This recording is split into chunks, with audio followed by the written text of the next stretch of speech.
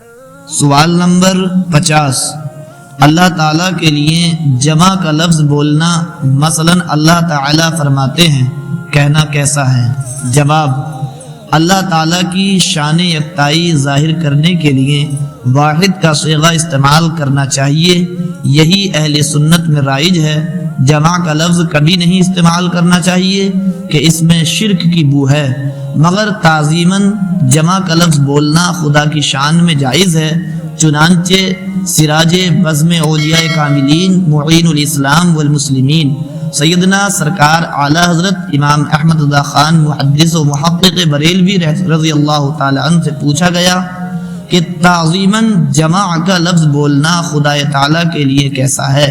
تو فرمایا کہ حرج نہیں ہے اور بہتر صیغہ واحد ہے کہ احد کے لیے وہی انسب ہے۔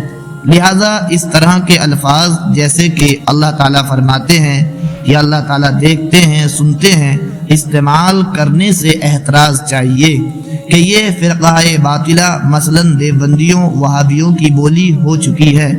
حقیقت تو یہ ہے کہ دیوبندی اکابر واحد کا صیغہ استعمال کرتے تھے، اصاغر نے یعنی بعد میں آنے والوں نے مسلمانوں میں شورش پھیلانے کے لیے جمع کا صیغہ استعمال کرنا شروع کر دیا ہے۔ اہل سنت کو اس سے احتراز کرنا چاہیے۔ واللہ تعالی عالم بالصواب۔